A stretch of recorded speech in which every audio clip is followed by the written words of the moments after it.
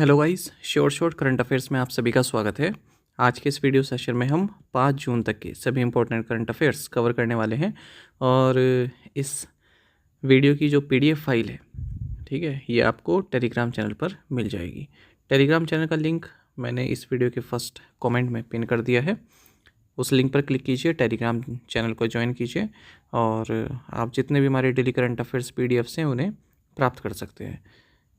फिलहाल बिना किसी देरी के शुरुआत करते हैं इस वीडियो सेशन की।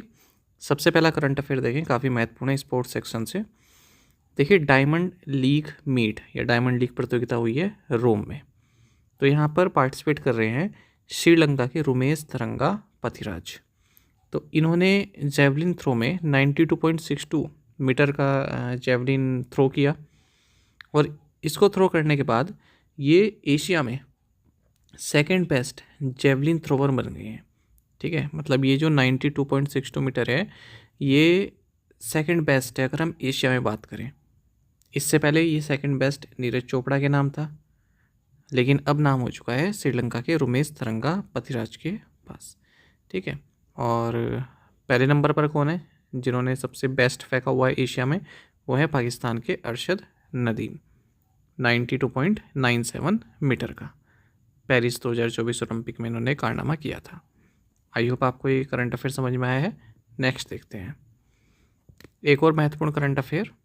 वर्ल्ड इन्वायरमेंट डे सेलिब्रेट किया जाता है United Nations Environment Programme UNEP के द्वारा। हर साल 5 जून को 1973 से इसको हम सेलिब्रेट करते आ रहे हैं। 2026 में ये जो डे है रिपब्लिक ऑफ अजरबैजान ने होस्ट किया अपनी कैपिटल बाकू में। वर्ल्ड इन्वायरमेंट डे 2026 का जो थीम रहा है वो है inspired by nature for climate for our future. यही करंट अफेयर आप नीचे हिंदी में भी पढ़ सकते हैं। नेक्स्ट देखेंगे सबसे महत्वपूर्ण करंट अफेयर आज की इस वीडियो सेशन का।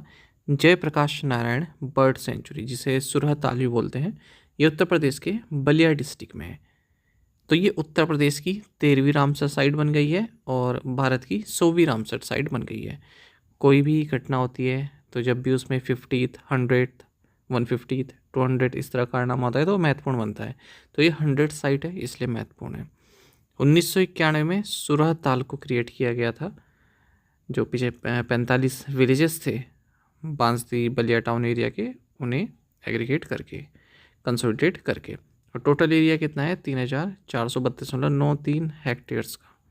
2002 में इसका नाम किया गया जयप्रकाश नारायण बर्ड सेंचुरी।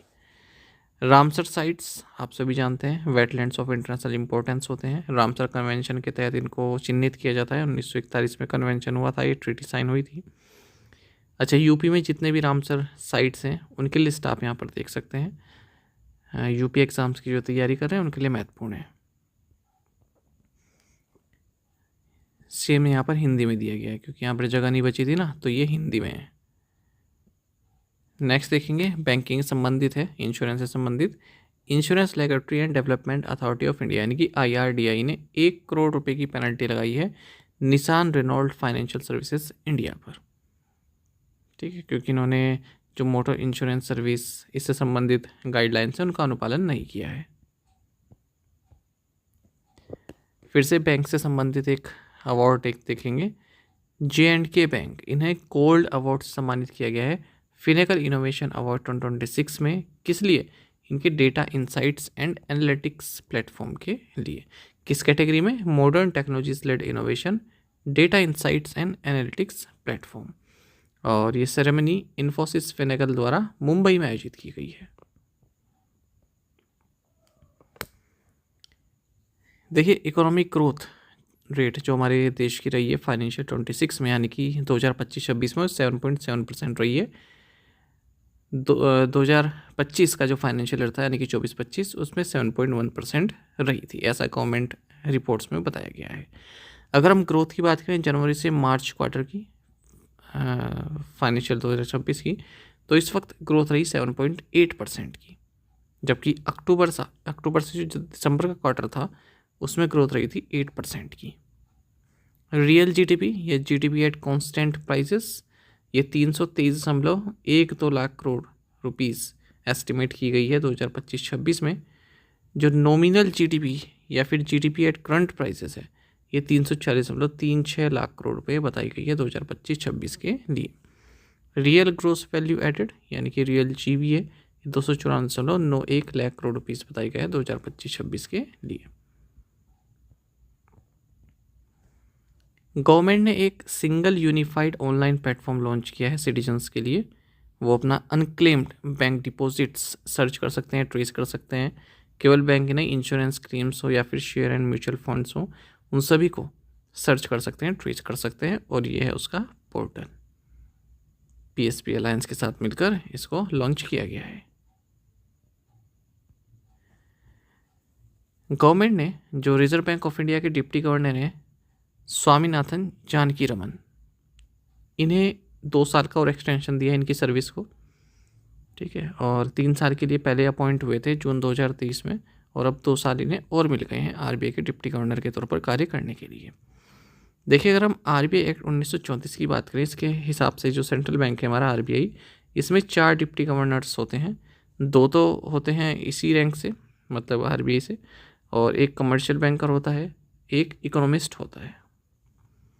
अच्छा, अदर 3 डिप्टी गवर्नर्स कौन है फिलहाल? पूनम गुप्ता, शिरीष चंद्र मुर्मू और रोहित जैन। इन 3 के नाम याद रखिएगा, चारों के नाम याद रखिएगा।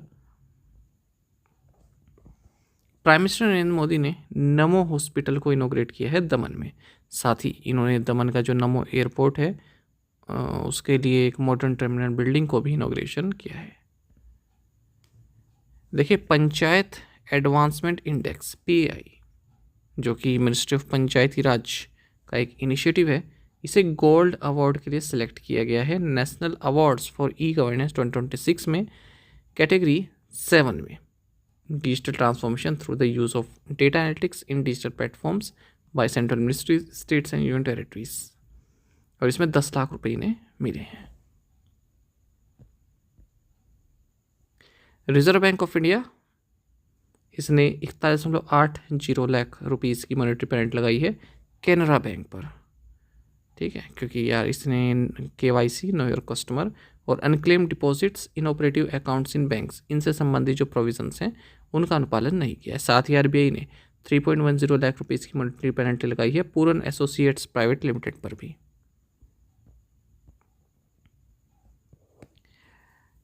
रिजर्व बैंक ऑफ इंडिया की जो मॉनेटरी पॉलिसी कमेटी है, इसने अपनी 61st मीटिंग की है 3 से 5 जून 2026 के बीच में, और इसकी अध्यक्षता की संजय मल्होत्रा ने, जो कि आरबीआई गवर्नर हैं। और MPC के और मेंबर्स कौन कौन हैं? Doctor Nagesh Kumar, Sugata Bhattacharya, professor Ram Singh, doctor Poonam Gupta और इंद्रनील भट्टाचार्य, इन्होंने इस मीटिंग को अटेंड किया है। तो रिजर्व बैंक ऑफ इंडिया ने जो पॉलिसी रेपो रेट है उसको अनचेंज रखा है 5.25% पर, और जो स्टैंडिंग डिपॉजिट फैसिलिटी है वो भी 5% रहेगा। Marginal standing facility MSF rate और बैंक रेट ये 5.50% ही रहने वाला है। साथ ही न्यूट्रल स्टांस आरबीआई ने अडॉप्ट किया है, यानी कि आगे आने वाले टाइम में बढ़ा भी सकते हैं रेट को, घटा भी सकते हैं। और ये 3rd कंसेक्यूटिव पॉलिसी मीटिंग है जहाँ पर जो रेपो रेट है उसको अनचेंज रखा गया है। इससे पहले फरवरी, अप्रैल और अब जून में अनचेंज्ड रखा है। जो फाइनेंशियल 27 GDP ग्रोथ फोरकास्ट है, यानी कि 26-27 की, वो 6.6% इन्होंने कर दिया, पहले 6.9% इन्होंने बताई थी। अच्छा, जो CPI इन्फ्लेशन फोरकास्ट है वो बढ़ा दिए, 5.1% कर दिए, पहले 4.6% बताई थी, यानी कि महंगाई का दौर अभी और आएगा। Concessional forex swap facility announce की गई है 30 सितंबर 2026 तक। यही चीज़ हिंदी में लिखी गई है यहाँ पर, आप इसे पढ़ सकते हैं। ये थोड़ा ग्राफ है, यहाँ पर आप देख सकते हैं, मतलब टेबल्स के फॉर्म में है। और ये जो मैंने आपको बताया है वही सब है ये, ठीक है। बाकी क्वार्टर के हिसाब से जो ग्रोथ प्रोजेक्शन है और क्वार्टर के हिसाब से जो इन्फ्लेशन है वो बताया गया है। देखिए, गवर्नमेंट ऑफ इंडिया ने डिसाइड किया है कि जो quick response code taking initiative है Food Corporation of India food grain bags के लिए, उसे अब आंध्र प्रदेश, तेलंगाना और उड़ीसा में भी एक्सपेंड किया जाएगा।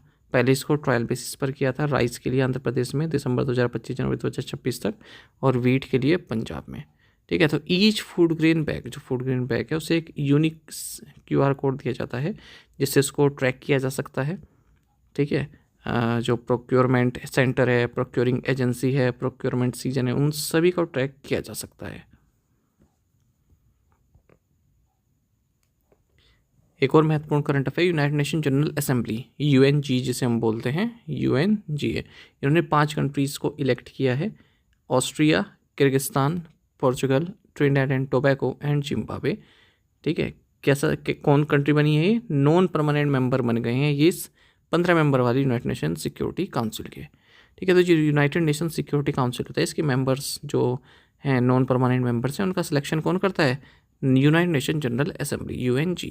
तो ये नए 5 मेंबर इसमें सेलेक्ट किए गए हैं, और जो ये newly elected non permanent member हैं ये 2 साल के लिए इसमें काम करेंगे, 1 जनवरी 2027 से 31 दिसंबर 2028 तक। किर्गिस्तान पहली बार UNSC में सिलेक्ट हुआ है। अर्जेंटीना के फुटबॉलर है लायनल मेसी, कैप्टन भी इंटर मियामी फुटबॉल क्लब के, और इन्हें Princess of Asturias award for sports 2026 दिया गया है। इस तरह से फर्स्ट इंडिविजुअल फुटबॉलर बन गए हैं जिन्हें सम्मान दिया गया है। देखिए, गवर्नमेंट ऑफ तेलंगाना और जर्मनी का जो स्टेट ऑफ थुरिंगिया है, इन्होंने एक कोऑपरेशन एग्रीमेंट साइन किया है स्किल डेवलपमेंट संबंधित, इंडस्ट्रियल ग्रोथ से संबंधित, innovation, technology, workforce development, startups and life sciences से संबंधित। कहाँ पर? हैदराबाद, तेलंगाना में। अमेरिकन इन्वेस्टमेंट फर्म है GQG पार्टनर्स, इन्होंने 1.85% स्टेक बेच दी है, जिनकी वैल्यू 1906 करोड़ रुपए रही है। किसमें? GMR एयरपोर्ट्स लिमिटेड में। किसे बेचे हैं? फिडेलिटी इंटरनेशनल लिमिटेड्स को। देखिए, 15 साल की दिव्यांशी भौमिक, इन्होंने इतिहास रच दिया, यंगेस्ट इंडियन वुमेन बनी है जिन्होंने WTT feeder women singles title जीता है। कहाँ? कोसोवो में। चाइनीज ताइपी की ये तियान को इन्होंने हराया है। टेबल टेनिस की बात कर रहे हैं।